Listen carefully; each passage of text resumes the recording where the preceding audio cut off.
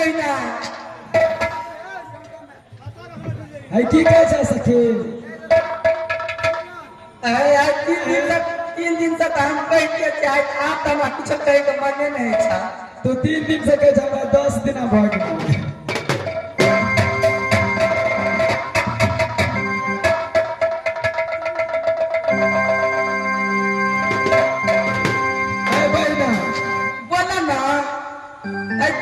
विचार छा हमर विचार की जैसे बुझला कान बहना तू जैना जैना कहना आज तैना कर दे सब सखी मिल के चल बाहर विश्वकर्मा बाबा के मंदिर में पूजा करा अपना मन पसंद वर मांगा ओई के बाद अपना घर चलो सखी अगर हमरा के बियाह भ गेल छ तो जे कनी बियाह कर दे फिर दोसर बियाह करबी नहीं तो हमरा न भाग तोरा न भाग गेला घर वाला के जिम्मे एकरा के नहीं न भेलैया गई हे कैसे के अपन बियाह भ गेल लगा उसर गेल एकरा नहीं है तुझे तुम्हारे रहते की ऐसे कर के किनिया से परसना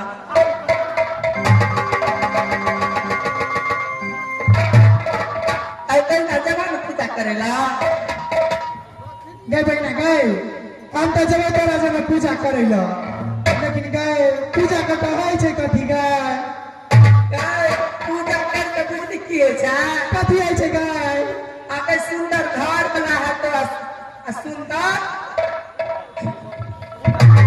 गए तू तोरा गए के मतलब छै जे पूजा करबे तो खूब सुंदर घर आ सुंदर बर मिलता अरे घर तो बुझ गेलिए लोग कोठा के बनवे छै 5 तल्ला 2 तल्ला आ घर वाला केकरा कहै छै गए घर वाला नहीं बुझे छी गए दुल्हा बुझे की दुल्हा दुल्हा हाँ नहीं गए सिंदूर तक ने बियाह के ले श्याम बुझै छी देह की भाषा में से हां गए जे तोरा मांग में सिंदूर देतो ना हां से तोहर सिया है तो तक तू बहू बनबी ए मनोज के बात बहना आगू तू चला पाछू हम जब बहना नहीं जल्दी जा तू करे ना हम करबो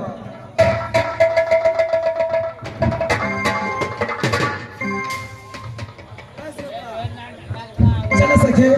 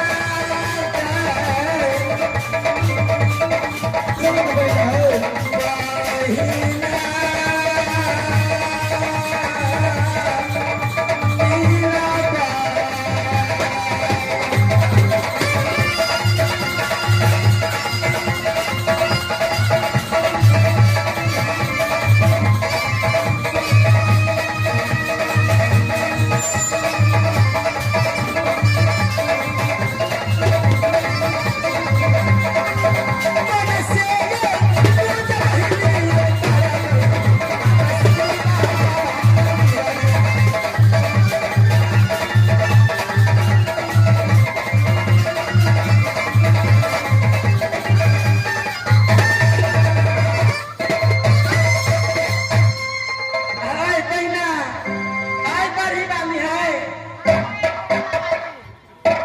हम तो पूजा के घरे जबा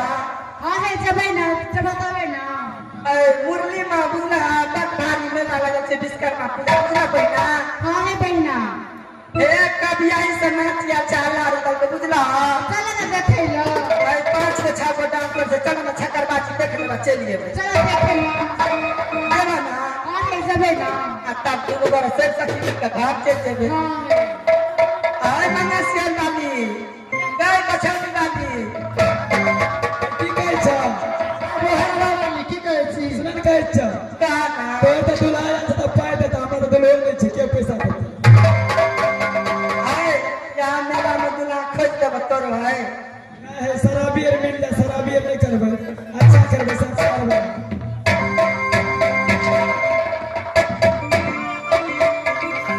है सखी कहा ना अपन फुसर फुसर का पर मन सार से आय उनका तो गप नहीं करे सके कोनो एहन बात कहत रे बुझला। कर लगबार चाहे आय भ्या हेते अरे क्या सखी जी तुम आय मासला भाई ई मौका मुंता केना केना करे छै जाय देखै छै तब ताकै छै तब देखै छै यार।